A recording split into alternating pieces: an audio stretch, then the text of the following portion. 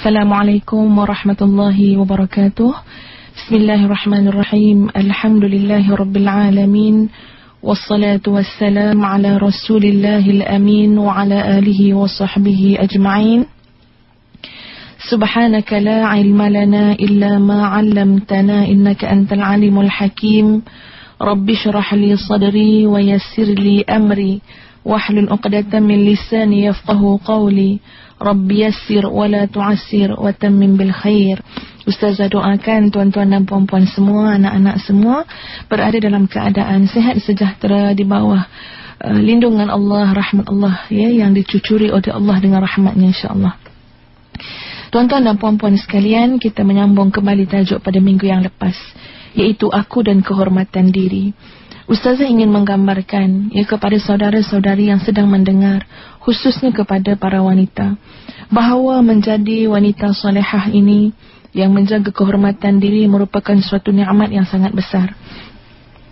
Ustazah ingin mengambil satu sifir ataupun logik matematik yang dibawakan oleh seorang ilmuwan, ia pakar dalam bidang ilmu matematik, pakar ilmuwan Islam yang namanya Al-Khawarizmi. Selalu dengarkan ni nama Al-Khawarizmi. Al-Khawarizmi membawakan satu logik matematik menggambarkan keadaan wanita salihah dengan cukup cantik. Apa kata beliau? Beliau kata, apabila seorang wanita itu beragama, apabila seorang wanita itu ada nilai keimanan kepada Allah Azza wa Jalla, maka kita berikan dia satu markah. Kemudian, sekiranya wanita itu berharta, ya, kita tambahkan kosong, maka 1 tambah kosong, sebelah dia jadi berapa ni? Jadi 10. Ustazah, dia orangnya cantik, maka tambah lagi 1 kosong. 1 kosong kosong jadi berapa ni? Jadi 100. Dia daripada keturunan yang baik-baik, baik, tambah lagi kosong, jadi 1 kosong kosong kosong jadi 1000. Dia adalah orang yang bijak, ya, bijaksana, pandai. Okey, tambah lagi 1 kosong. 1 kosong kosong kosong kosong jadi 10,000. Pendek katanya, tuan-tuan dan puan-puan sekalian, ia mengikut pandang Al-Khawarizmi tadi, asalkan ada kelebihan, ada keistimewaan, tambahkan saja angka kosong pada 1 tersebut, maka nilainya akan meningkat. Yang tadinya hanya 1 jadi 10, jadi 1000, jadi 100, jadi 10,000, jadi 1,000,000. Tetapi subhanallah tuan-tuan dan puan-puan sekalian, sekiranya dalam kosong kosong kosong tersebut 1 di pangkalnya ditarik, ya, kosong dah ada 7 dah ni, tapi 1 tu dibuang, apa nilai yang ada pada kosong? Betul tak ni? Ya, bila 1 yang awal dibuang, letaklah kosong tu 1,000,000 kali pun dalam logik matematik, kosong itu tidak membawa apa-apa makna. Maknanya di mana dia punya di mana dia punya punca yang paling penting, ya, dia punya akarnya di mana? Di angka 1.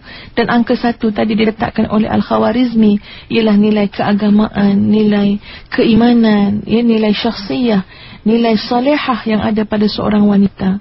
Dan kalau wanita tersebut telah ada nilai agama, nilai iman, nilai akhlak, ditambah dengan yang lain-lain, maka betul, ia meningkatlah dia punya, apa ni, kita kata nilai dia, harga diri dia, ya, kelebihan dia. Tetapi semuanya mesti bermula dengan angka 1, yang 1 tersebut dikatakan oleh Al-Khawarizmi ialah nilai agama dan nilai keimanan. Ya, tuan-tuan dan puan-puan sekalian, Ustazah bercakap ini, tuan-tuan dan puan-puan, Ustazah tahu di sana ada muslimin yang mendengar, ya, anak laki-laki juga turut mendengar.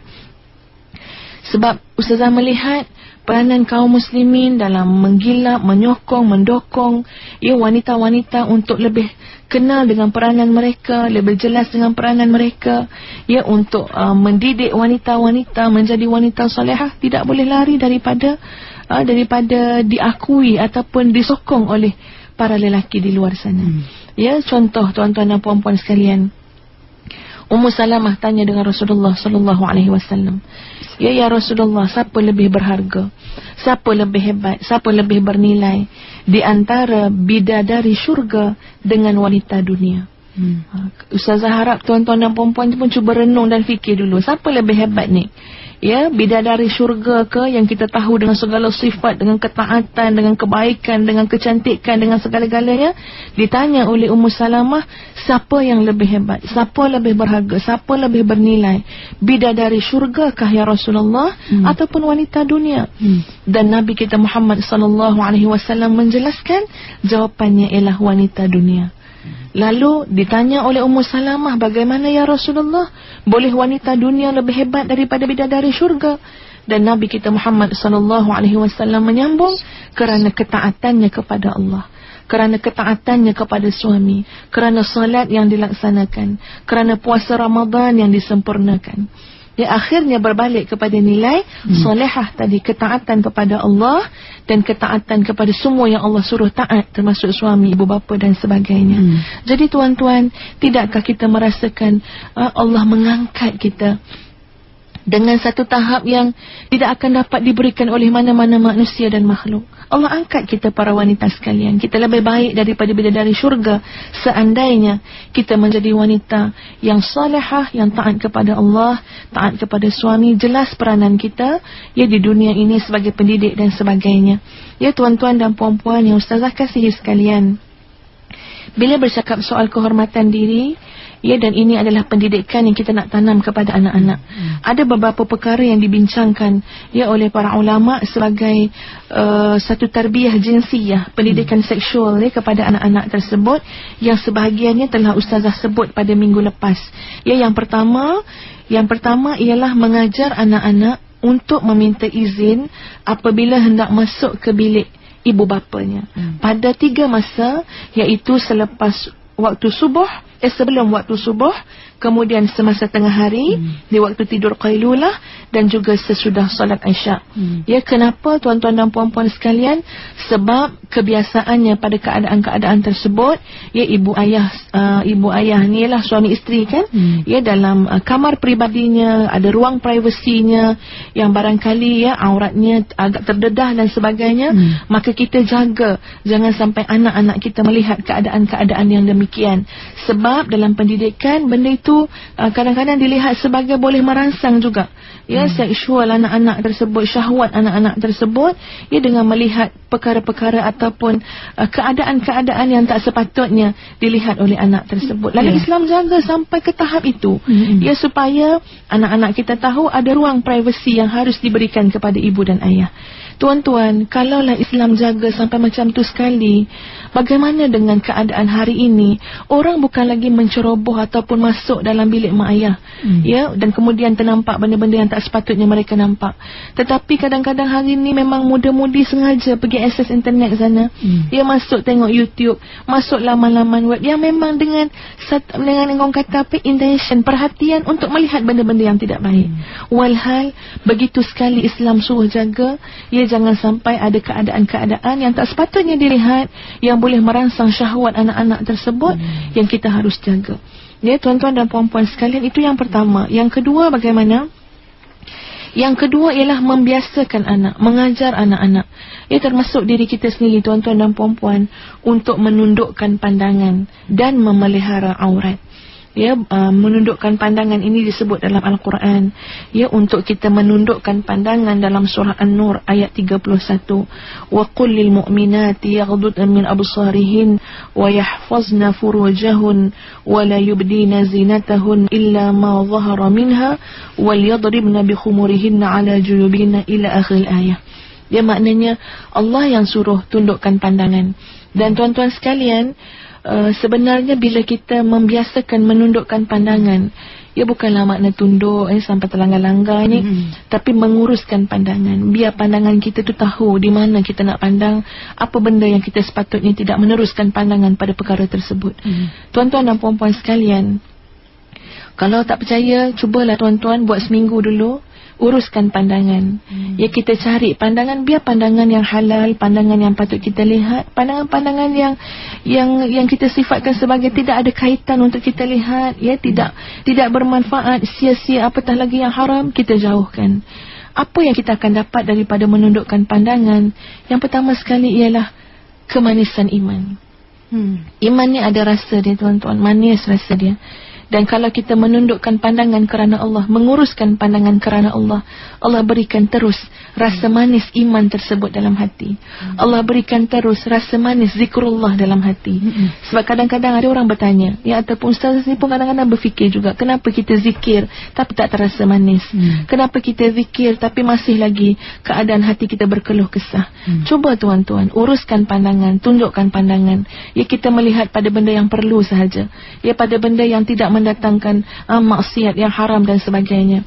Malah tuan-tuan, bukan sahaja Allah berikan dengan menunduk pandangan ini rasa manis iman, manis zikrullah, malah ustazah yakin ibu ayah yang menguruskan pandangan, ibu ayah yang menjaga kehormatan diri, ustazah yakin tuan-tuan, ya, insya-Allah akan diberikan oleh Allah zuriat keturunan yang baik-baik. Apakah kita lupa, ya, dengan beberapa peristiwa yang menggambarkan keadaan tersebut? Contohnya seorang laki-laki, tuan-tuan, ya, yang dia termakan buah saat dia sedang membasuh muka, menghilangkan dahaga dekat sungai. Dan sebab nak mencari halalnya buah tersebut, sebab buah ni pasti ada tuan, ya, maka dia bekerjalah dengan tuan yang punya kebun tersebut. Dan kemudiannya tuan tu kata, aku nak suruh kamu kahwin dengan anak aku. Siapa anak aku? Anak aku adalah orangnya buta. Anak aku adalah orang yang pekak. Anak aku adalah orang yang bisu. Anak aku ini kudung dan lumpuh. Tapi oleh kerana laki-laki soleh ini nak mencari yang halal, ya, supaya dapat dihalalkan apa yang telah dia makan tadi, maka dia sanggup, tak apalah, ringan sajalah kahwin dengan orang buta, orang pekak, orang bisu, asalkan yang masuk dalam tubuh badan adalah yang halal. Jadi tuan-tuan, bila dia masuk dan dia lihat isteri dia tidak bisu pun, tidak pekak pun, tidak buta, tetapi seorang wanita yang sangat sempurna, yang sangat cantik, ya, yang sangat salihah sekali. Dan bila ditanya kepada ayah mertuanya, maka ayah dia menjelaskan, benar aku katakan dia buta kerana dia buta daripada melihat perkara-perkara yang diharamkan. Benar aku katakan dia pekak kerana anak perempuanku ini pekak daripada segala perkara yang melalaikan dan yang haram untuk dia dengar. Dia bisu daripada bercakap perkara-perkara yang haram. Dia tidak pernah melangkah ke tempat-tempat yang haram, dan tangannya tidak pernah melakukan perkara-perkara yang haram. Jadi tuan-tuan, apa hasil daripada pasangan yang soleh ini, yang benar-benar menjaga halal dan haram, menjaga kehormatan diri? Hasilnya seorang anak laki-laki yang diberi nama Abdul Qadir Jailani, ya, yang sumbangannya dalam ilmu, ya, dalam bidang tasawuf, sudah tidak boleh kita nafi dan pertikaikan lagi.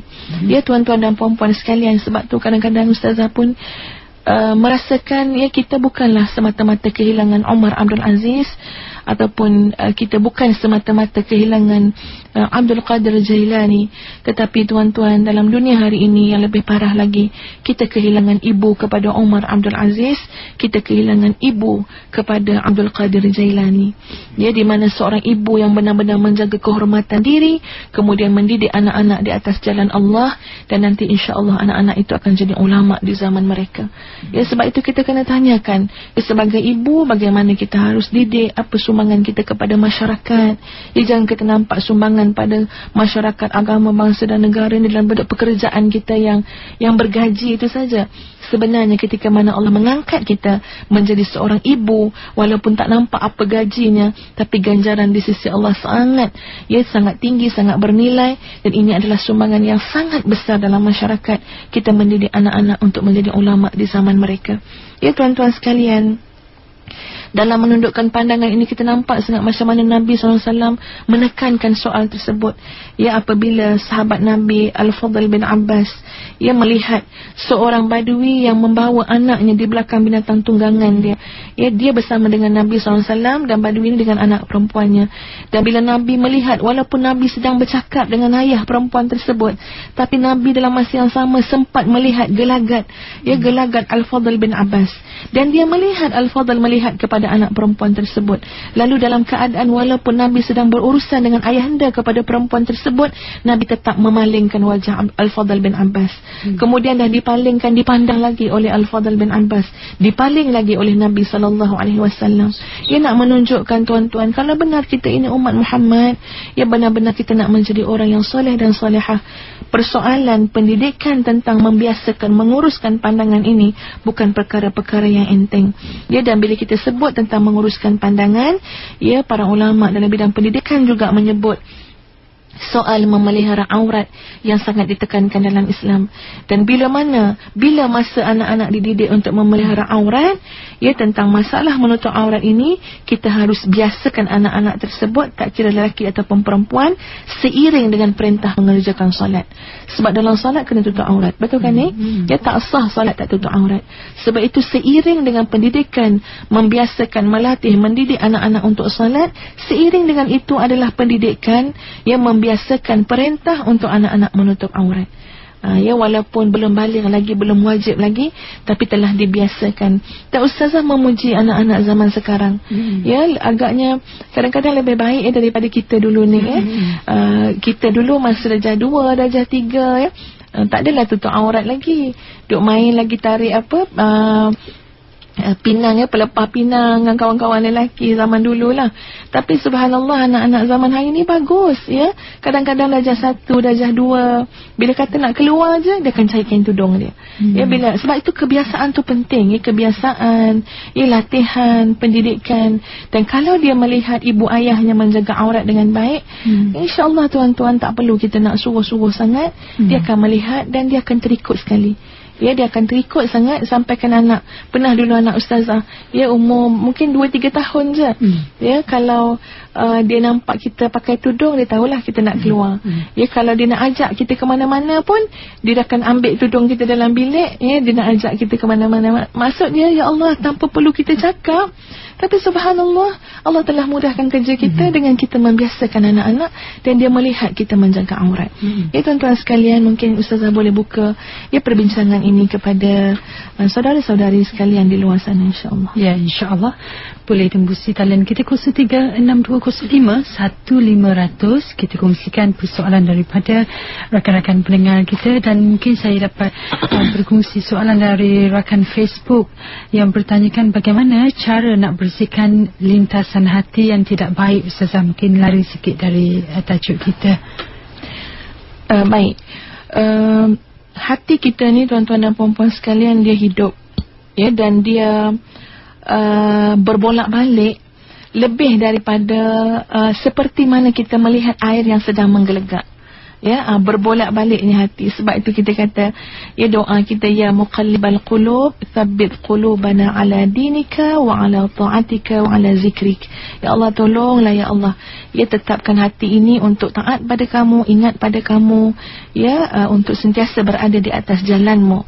Apapun tuan-tuan dan puan-puan sekalian, apabila berlaku lintasan hati, ya, lintasan hati yang tidak baik dan kerap sangat berlaku, ya, kadang-kadang mudah sangat hati ni bersangka buruk, sebenarnya itu satu petanda yang hati kita sebenarnya berada dalam kondisi yang kurang baik, kurang sehat, dan sangat memerlukan kepada proses tazkiyatun nafsi, ya, proses penyucian jiwa. Dan benda ni kita boleh tahu sendiri ni. Kita kata, ya Allah, kenapalah hati aku ni mudah sangat cakap benda yang tak baik, mudah sangat respon, walaupun tak keluar kat mulut, tapi hati tu dah ada dah, sangka buruk, marah dengan orang, mengata orang, tak keluar kat mulut tapi kat hati. Itu petanda, tuan-tuan, ya Allah, hati aku ni perlu diperbaiki, hati aku perlu dibersihkan. Walau bagaimanapun, selama mana benda tu dalam lintasan hati, dan kita cepat-cepat istighfar, ya, ataupun berlindung, ya, daripada gangguan syaitan, maka ia tidaklah dilihat sebagai satu dosa yang dikira oleh Allah Azza wa Jalla. Tapi kalau sudah keluar dekat mulut, telah berlaku dalam bentuk tindakan dan sebagainya, maka itu akan dikira sebagai satu dosa. Ya, tinggal lagi tuan-tuan dan puan-puan sekalian, seperti mana saya kata tadilah, Bagus juga untuk kita melihat hati kita sendiri. Bila mana ada selalu lintasan-lintasan yang tidak baik, sebagai satu petanda, bersegeralah, bersihkanlah hati tersebut. Sebab bila hati kita selalu ada lintasan yang tidak baik, walaupun kita kata dekat hati je, tapi hati itulah yang akan sengsara. Hati itulah yang akan sempit. Hati itulah yang akan derita. Ya, subhanallah, berbicara tentang hati ni, ia satu anggota tubuh yang terlalu besar peranannya dalam kehidupan, ya tuan-tuan dan puan-puan sekalian. Jadi saya harapkan di antara cara nak bersihkan lintasan hati yang tidak baik ini ialah kita kembali kepada semua proses tazkiyatun nafsi. Ya, di sana ada yang disebut sebagai muhasabah, yang disebut sebagai muaqabah, ya, ataupun musyaratah. Banyaklah dia punya jalan-jalan untuk membersihkan hati. Apapun, insya-Allah cara di antara cara yang terbaik tuan-tuan ialah dengan menuntut ilmu. Ya, menuntut ilmu yang berkait dengan perkara-perkara yang boleh mendekatkan diri kepada Allah. Ia dalam masa yang sama insya-Allah dengan amalan-amalan, ya, baca Quran, dengan muhasabah diri dan sebagainya, insya-Allah membantu untuk kita memahami bagaimana untuk membersihkan hati. Kita bisa mendengarkan pendengar yang berada di talian ketika ini, Puan Iliani. Saya nak tanya berkenaan dengan menjaga pandangan tadi.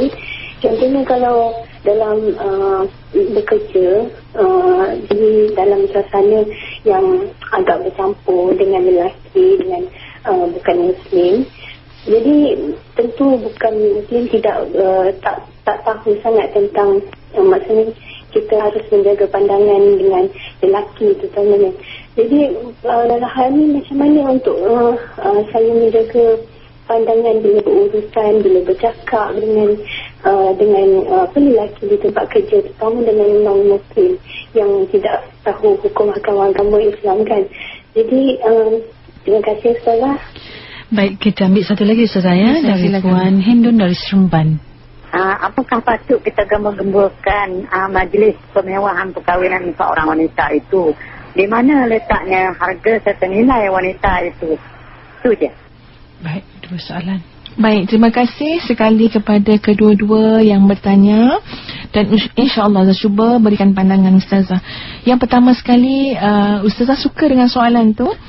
Sebab itulah realiti yang berlaku. Bagaimana kita nak menguruskan pandangan dalam suasana kerja yang kadang-kadang berdepan dengan kaum lelaki, ya, yang muslimnya, yang non-muslim dan sebagainya. Tuan-tuan, yang pertama kita kena faham, maksud menguruskan pandangan ini bukanlah menundukkan pandangan tanpa angkat-angkat, ya. Yang kadang-kadang menyebabkan payah pula pihak yang satu lagi ni untuk berurusan dengan kita. Tapi maksudnya ialah dalam masa kita melihat, dalam masa kita memandang, biar jelas ya, apa tujuan kita pandang, ya. Sebab tujuan kerja, okeylah, sebab tujuan kerja. Sebab yang Ustazah bimbang, apabila kita mula merasakan daripada pandangan tersebut dah rasa yang lain, yang macam-macam. Ia dah mula rasa, lawa juga dia ni. Ia dah mula rasa, ya Allah, kalau macam ni lah suami aku. Dah mula rasa, kalau lah isteri aku macam ni. Dah mula datangnya bisikan-bisikan daripada syaitan. Sebab Nabi pun kata, ya, bagaimana pandangan ini di antara panahan-panahan iblis. Jadi kita lah dalam mengelolakan pandangan tersebut, kita boleh rasa tahap dia, kadar dia, batas dia. Maka tak ada masalah kita sedang mesyuarat. Memang kita akan pandang-pandang lah dengan rakan mesyuarat kita. Tapi kita boleh rasakan apakah sudah melebihi batas, apakah telah mula menjadi laluan pintu masuk bisikan-bisikan syaitan dan sebagainya. Jadi perkara ini tuan-tuan, hanya orang yang benar-benar menjaga kehormatan dirilah, ya, yang betul-betul nak jaga kebersihan hati, ya, qalbur salim, dia akan tahu, oh ini dah lebih daripada had, ini dah mula dah. Dan paling tidak kita boleh berlindung daripada bisikan syaitan tadi. Isti'azah, auzubillahi minasyaitanirrajim, ya, auzubikalimatillahit tammah. Macam-macam lah kita boleh baca, min kulli syaitanin, daripada segala gangguan iblis dan sebagainya. Sebab tuan-tuan, kalau perkara ni Ustazah tak tolong gembur-gemburkan, tak tolong sebut semula, sudah banyak mana dalam masyarakat kita, ya, keadaan sosial yang sangat parah akibat daripada apa? Daripada pandangan, ya. Kenapa jadinya couple-couple? Kenapa jadinya lepas tu dating, lepas tu macam-macam lah. Akhirnya macam-macam tuan-tuan, perzinaan dan sebagainya, kerana ada satu anggota yang namanya pandangan yang tidak kita uruskan dengan baik. Ya, Pandangan itu biar ada dalam hati kita rasa, pandangan ini aku melihat pandangan ini dengan rasa takwa, takut, hati-hati. Ya, dan insya-Allah orang yang ada perhatian untuk menjaga dan mengurus pandangan, ya Allah berikan satu orang akan menghormati dia. Ada nilai yang susah juga Ustaz nak jelaskan, tapi akan ada nilai tersendiri dalam pandangan manusia juga. Ya, jadi itulah maksud Ustazah. Anda kata tadi yang non-Muslim, tak ada masalah, kita bercakap macam biasa urusan kerja. Ya, bukan makna kita tunduk-tunduk sampai dia pun naik rimas, tak. Tapi kita boleh jaga, ya, boleh jaga pandangan kita, leratkan mata kita, tak ada niat nak menggoda dan sebagainya, dan kita pun tak tergoda pun dengan dia, dan kita lihat batas dia, tuan-tuan dan puan-puan sekalian. Ya, mungkin kadang-kadang kalau kita bersama-sama dengan dia dalam ruang yang tertutup, ya, semua tu kita kena jaga. Memang kadang-kadang dalam dunia hari ni orang rasa lah tu benda biasa lah Ustazah. Ya, mungkin ada orang kat luar sana yang tak setuju dengan Ustazah, yang kata lah Ustazah ni cakap benda macam sangat primitif lah, sangat ni lah, benda ke belakang. Ya, hari ni orang zaman, tuan-tuan, ya, Ustazah dalam bidang Ustazah lah, ya, bercakap soal ini untuk sekadar mengingatkan, tazkirah, ya, kepada kita semua. Janganlah supaya dalam keadaan kita terlalu mengejar kehidupan dunia ni, kita lupa dengan nilai-nilai yang telah ditanamkan dalam Al-Quran oleh Islam sendiri. Dan kita dah lihat apa akibat daripada perkara-perkara yang kita tak jaga, apa yang Islam suruh jaga. Ya, minggu lepas Ustaz cakap tentang anak yang dibuang. 2-3 hari lepas tu keluar dalam berita, dekat satu tempat anak dicampakkan daripada tingkat 5. Jadi anak yang tidak sah taraf dicampak, dibuang daripada tingkat 5 dan pecah berderai kat bawah tu. Jadi tuan-tuan, yang kita cakap ini, yang kita sebut ini, supaya kita ambil perhatian sikit. Ya, dan Islam ini sifat dia saddu dzara'i', menutup segala jalan-jalan yang boleh membawa kepada kemungkaran tersebut, yang boleh membawa kepada kemusnahan sosial dalam masyarakat. Ya, dan soalan yang kedua daripada Hajah, Ustaz ingat Hajah Hindun, ya, bagaimana dengan perkahwinan yang sangat mewah yang kemudian dipertontonkan?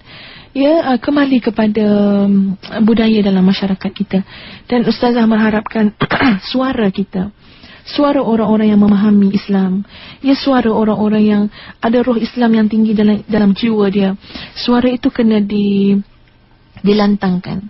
Ya, vokal tu kena lebih jelas, sebab supaya kita boleh mengubah satu trend ataupun suasana ataupun budaya. Ya, bila kahwin kita nak jadikan seperti satu lambang, ya, kemegahan, kemewahan, kemasyhuran dan sebagainya. Kalau tanya hati kecil Ustazah, macam mana perkahwinan anak-anak yang kita nak buat, kalau boleh kita nak listkan apa benda yang boleh mengundang keberkatan. Dan kita nak buat, contoh, panggil. Jangan jadikan kita punya bagi perkahwinan tu majlis untuk VVIP je.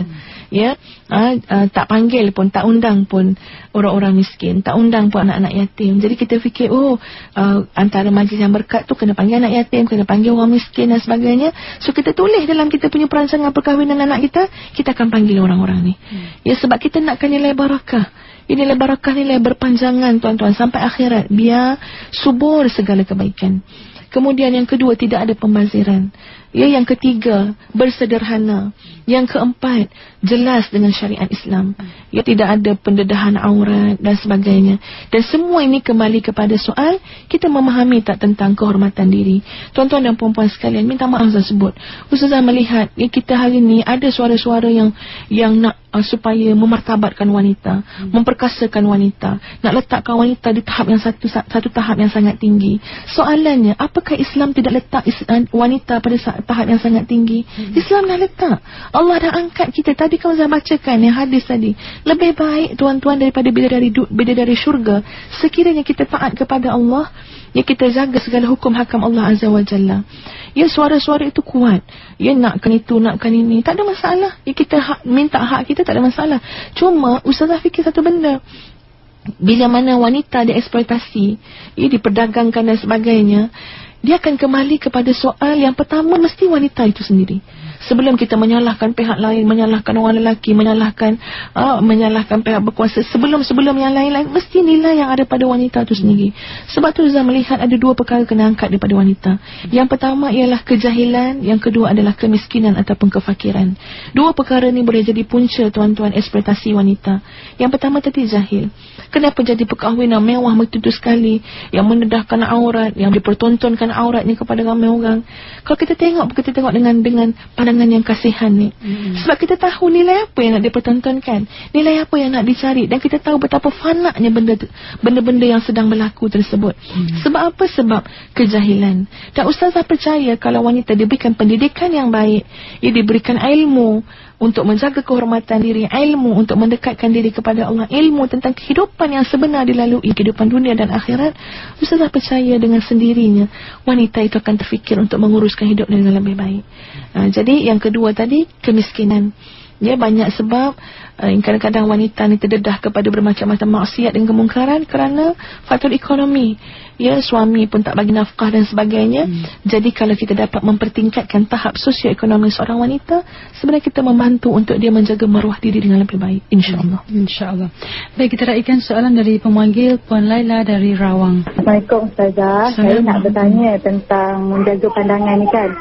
Apakah sesuai bagi ibu bapa mempertontonkan pada anak-anak kasih sayang antara ibu bapa tu dengan pelukan cuma di hadapan anak-anak? Apakah ianya sesuai dan relevan untuk anak-anak kita sekarang?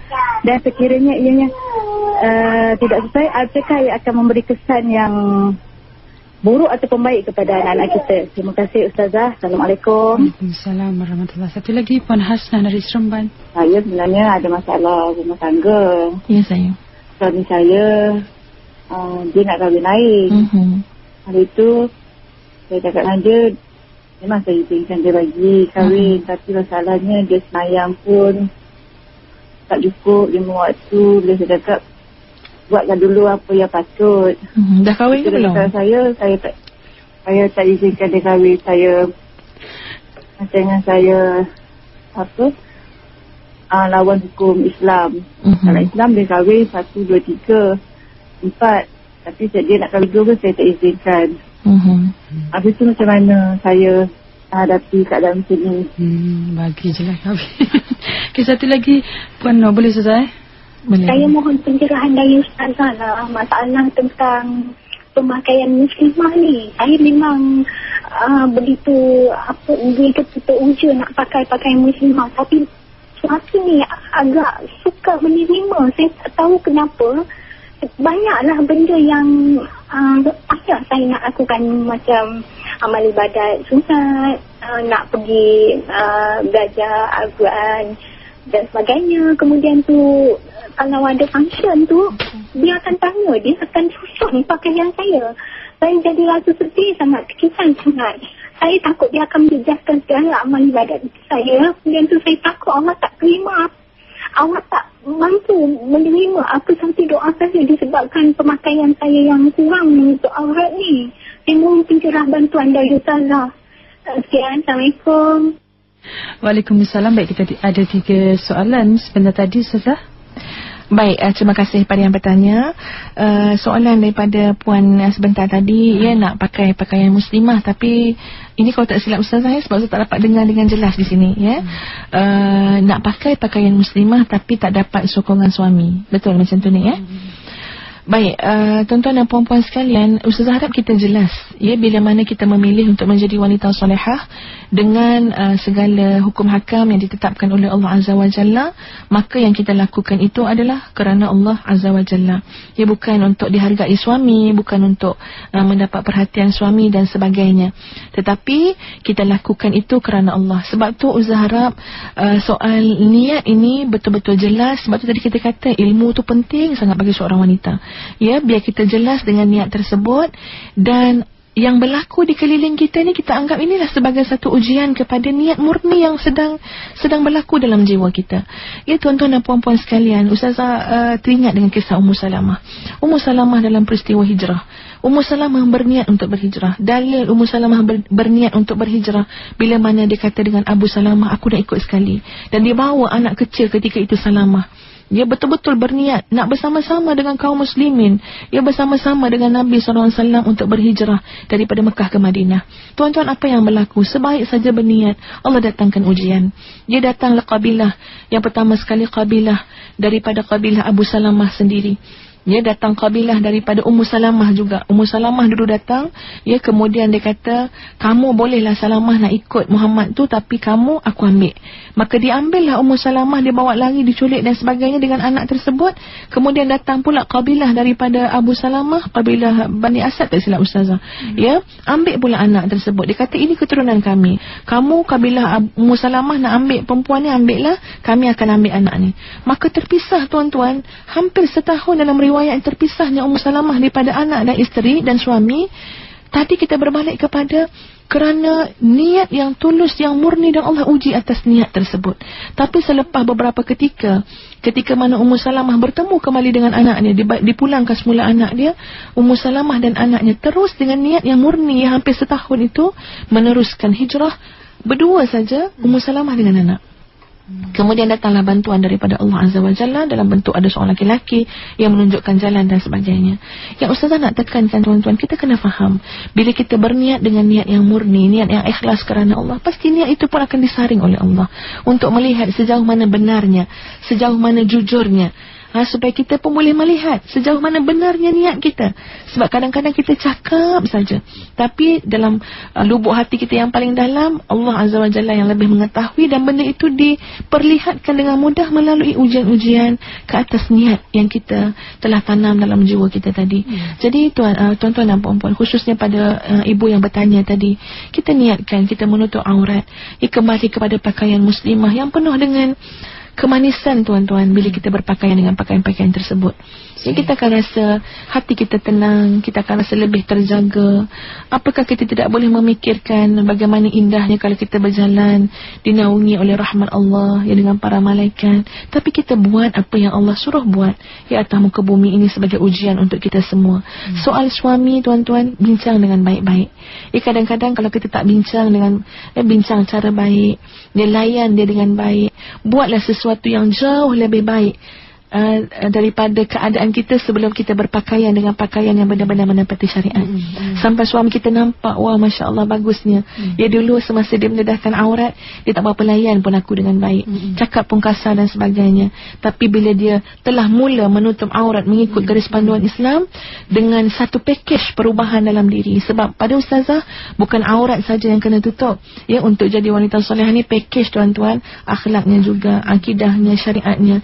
Jadi kalau kita boleh lakukan, dan nanti insya-Allah Allah akan tolong tuan-tuan, aura ni tu akan dapat dirasakan oleh suami. Tinggal lagi perlu kepada ketabahan, kesabaran, ya, tempoh masa yang agak panjang untuk kita memahamkan suami tentang sesuatu tindakan yang kita lakukan. Ustaz ingat yang pertama tadi. Yang pertama tadi tanya, boleh ke ya kita mempamerkan betapa kita ni living couple dengan suami di depan anak-anak. Tadi yang bertanya kata berpeluk, bercium depan anak-anak. Tuan-tuan, ada batas dia. Ya, sebab itu surah An-Nur menjelaskan, kalau kita nak buat lebih daripada batas tadi, adalah biliklah kamu suami isteri. Ya, adapun di hadapan anak-anak, kita boleh menunjukkan betapa sayangnya kita kepada pasangan, betapa prihatinnya kita kepada pasangan, betapa kita sebagai ayah sangat sayang dengan mak dia ni. Mak ni pula sangat sayang dengan ayah. Kita boleh tonjolkan, ya, boleh perlihatkan kepada anak dengan cara-cara yang bukan sampai merangsang syahwat tersebut. Ya, kalau bayangkanlah kalau sampai bercium depan anak dan sebagainya, benda itu tak kena dalam Islam. Dia tinggal lagi soal kita menghormati, melayan, cakap baik-baik, ya. Setakat kita duduk dekat-dekat, kita berpeluk ke apa, benda yang pada Ustazah, benda yang kita boleh ukur batas tersebut. Ya, kita boleh rasakan dalam hati ni, benda-benda yang baik-baik ni, hati kita akan rasa tenang dan tidak menjadi satu konflik untuk kita lakukan. Tapi kalau hati kita mula rasa, boleh ke macam ni? Ya, anak kita tengok. Jadi benda tu sebenarnya satu sempadan yang jelas, kemungkinan besar yang sedang kita lakukan itu tidak sesuai untuk dilihat oleh anak-anak kita. Ya, sebab itu juga macam ibu ayah, ya, ataupun seorang ayah yang peluk anak perempuan, cium anak perempuan, ada satu tahap tuan-tuan, benda tu kena dilihat supaya tidak melebihi batas yang sepatutnya. Kalau anak kecil betul, tapi kalau anak dah umur 17 tahun, 18 tahun, ya, mak dia tak ada rumah, lepas tu kita pula ada berpeluk-peluk dengan anak, benda tu kena dilihat kesesuaiannya, dan hati kita biasanya akan memberikan satu isyarat, ya, bahawa benda ni dah melampaui daripada tahap yang sepatutnya. Jadi timbang-timbang tuan-tuan, walaupun kita nak memesra suami isteri pun, tapi jangan sampai ia merangsang syahwat dan sebagainya anak-anak kita.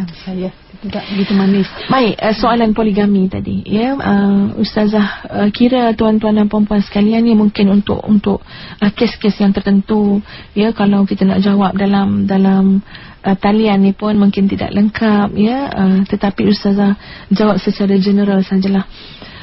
Tuan-tuan, ya, memang poligami ini ada dalam syariat Islam. Tetapi bagi seorang suami, tadi kalau kes tadilah dia kata suami dia solat pun tak jaga, maknanya on and off lah solat dia. Tapi bila isteri tak nak terima poligami, dia kata kamu lawan hukum Allah, ya. Jadi kat sinilah sebenarnya antara masalah dalam isu poligami ini ialah rajulah, kelakian, wibawa, kepimpinan suami itu tidak terlalu tertonjol pada pandangan mata isteri. Ya, Ustazah bukan nak bagi tips kepada orang lelaki, tapi Ustazah merasakan beginilah. Kalau seorang lelaki itu kepimpinan dia terbukti dalam rumah tangga, wibawa dia, kasih sayang dia, ya, Ustazah rasa isteri pun tak ada pertikaian kalau suami itu ya nak kahwin lain, ya, nak berpoligami. Sebab apa benda yang kita nak argue lagi? Dia seorang suami yang baik, mendidik isteri dengan baik dan sebagainya. Tapi isu akan timbul, bukan soal menentang poligami dan sebagainya, tapi isu tetap akan timbul apabila seorang laki-laki itu dilihat cukup cacat dari sudut kewibawaannya, kepimpinannya, amalan dia, ibadah dia, dan tiba-tiba dia bercakap kalau kamu tak terima poligami ni bermakna kamu menentang hukum Allah. Siapa dia nak dengar, tuan-tuan? Ayat yang kita tahu penuh dengan kepentingan diri. Ya, jadi pada Ustazah dalam perkara-perkara yang seperti ini, ya, khususnya pada puan yang bertanya, bincang dengan baik, dan Ustazah berharap kepada para wanita jangan terlalu sakit sangat ketika mana berlaku isu-isu seperti ini. Kadang-kadang nampak menderita sekali, ya, sakit sampai hilang, seolah-olah macam hilang dah, gelap dah dunia ni. Tuan-tuan, dunia ni luas, ya, dunia ni luas. Jangan kita dengan hanya masalah yang seperti ini kita pendam ataupun kita jadi macam tak tentu arah. Sebab Ustaz cakap ni, tuan-tuan, sebab kebanyakannya macam itulah, ya, kes-kes yang kadang-kadang rujuk juga minta pandangan Ustazah. Ya, sebab tu Ustazah kata yang pertama sekali berlaku masalah yang sedemikian rupa, ya Allah sakitnya Ustazah, suami saya nak madukan saya, suami saya begitu begini. Yang pertama sekali duduk atas tikar sejadah. Dia duduk sekejap atas tikar sejadah, solat sunat taubat dulu, ya Allah, kalaulah ini semua berlaku, ya, kerana banyaklah kesilapan kita dan sebagainya, solat sunat taubat dulu, dan kemudian renung. Ya, pertama sekali kena nyatakan, ya Allah, aku redha dengan apa yang berlaku. Kadang-kadang tuan-tuan, kita cuba juga melawan ya, sesuatu yang barangkali memang sudah tertulis. Ya, kita cuba juga lawan dengan segala daya. Ya, hati kita lawan, tak nak, saya tak nak ni berlaku, tak nak. Jadi benda tu menyakitkan kita semula.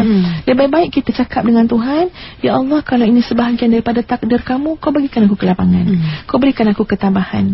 Sebab tuan-tuan, saya yakin kalau benda tu memang tidak menjadi sebahagian daripada takdir Allah, dia takkan berlaku. Masya Allahu kana wa ma lam yasha lam yakun. Ada orang kongsi dengan Ustazah 2 kali dia offer pada suami dia, kahwinlah bang, kahwinlah bang. Sudah tak kahwin juga. Ya, maknanya nak beritahu Masya Allahu kana wa ma lam yasha lam yakun.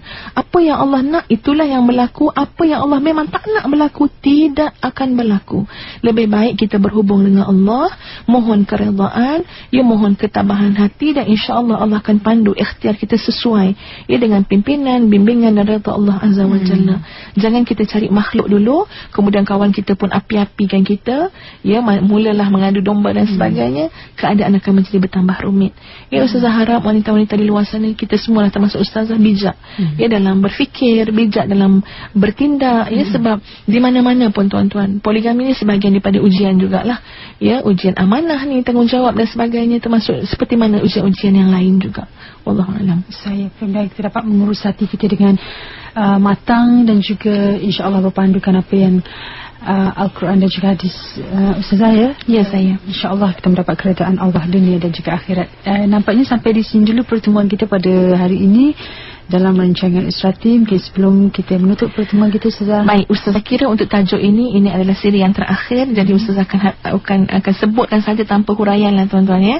Iaitu memisahkan tempat tidur anak perempuan dan anak lelaki. Sebab tu rumah yang selesa tu ditekankan dalam Islam lah, ya, supaya ada ruang anak lelaki, ada ruang khas untuk anak perempuan dan sebagainya. Cuma kita kena faham, kalau misal kata miskin, ya, maknanya rumah pun 2 bilik je Ustazah, paling tidak anak kita tidak tidur satu katil, satu tilam, satu selimut dengan anak perempuan lelaki tersebut. Ya, kemudian tidur dengan berbaring di sisi kanan, bukan meniarap. dia bukan terlangkup. Dalam Islam tidur meniarap ni pun dia ambil kira juga. Sebab tidur meniarap ni tuan-tuan dan perempuan sekalian, sikit sebanyak dia merangsang syahwat anak-anak tersebut sebab pergeseran yang anak-anak sulit dengan lantai, dengan tilam dan sebagainya. Sebab itu kita kalau nampak anak kita tidur meniarap, lebih baik kita didik mereka untuk jangan meniarap, ia tidur dengan keadaan yang lebih baik, tidur seperti mana Nabi SAW berbaring pada lambung yang kanan, ya. Kemudian menghindari percampuran dengan lawan jenis. Dan apa jua hal yang boleh membangkitkan nafsu seksual. Kadang-kadang kita takut tengok internet ni, ya, sebab berkelip-kelip kat sebelah kanan, sebelah kiri. Padahal kita ni tengok website lain tapi berkelip-kelip. Jadi kita memang kena observe tuan-tuan. Ya, cari jalan lah supaya benda tu tak masuk dalam rumah kita. Yang keenam, mempelajari kewajipan mandi dan sunat-sunat dia. Ya, dan kemudian menjelaskan surah An-Nur kepada anak yang mulai dewasa. Anak lelaki surah Al-Maidah dan surah An-Nur, anak perempuan surah An-Nur, ya. Kemudian berikan satu tahap pendidikan seksual kepada anak-anak tersebut. Pada anak-anak perempuan kena cerita dengan dia tentang baligh, ya, tentang haid dan sebagainya, kesan-kesan dia, apa ibadah yang mandi wajib dan sebagainya lah. Semua tu adalah peranan, ya, seorang ibu. Dan saya rasa masa sangat mencemburui kita ini, ya.